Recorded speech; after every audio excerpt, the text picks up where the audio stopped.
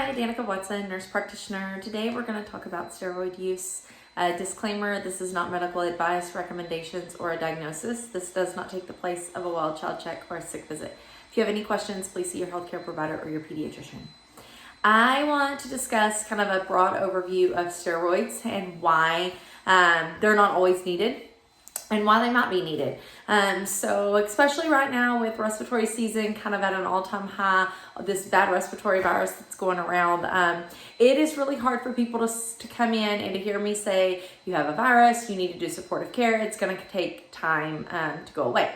And a lot of the times, especially for older kids, moms or parents are like, well, just give them a steroid or just give them a steroid shot. And so I find myself having to educate people over and over about this, so I thought I would share it here.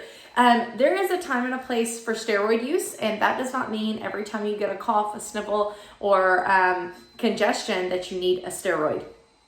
Just like anything that you put in your body, whether it's minerals or vitamins or antibiotics or any kind of medicine or any kind of alteration to what your body naturally is, there are side effects, and the same is true with steroids.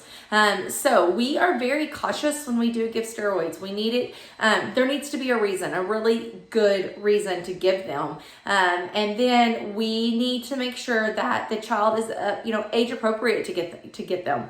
I will tell you, in pediatrics, we don't typically do steroid injections. There are some bone health side effects that we are watching with our growing, maturing children. And so we don't just do an injection of steroids. We may give you a dose pack, which hits a little differently. It's metabolized a little differently, and the risks are slightly lower when it comes to your bone health. But that's just one of the examples. And so I don't want you thinking that every time you come to the doctor, if you don't get an antibiotic, then you absolutely need a steroid, because that's just not the case. And we're trying to, make sure that you or your child gets the best care they need. So steroids are really good if you have like wheezing or if you have inflammation anywhere in your body. And wheezing is inflammation in the lungs. So if you have any inflammation, steroids are really good for that. They help decrease that inflammation load. They also, because of their nature, because of their side effect, they're going to give you a burst of energy. So sometimes if you came in and you had bronchitis and you needed a steroid, you would feel much better. You get that inflammation, you get that burst of energy, and so you have a positive outcome.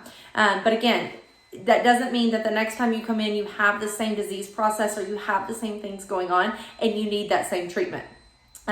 So when I don't give you anything for your virus, or when you ask about steroids and I'm like, no, they're not needed here, now I hope this kind of fills in the blanks and allows you to know or have a better understanding of why that they're just not warranted, and actually the side effects outweighs the benefits.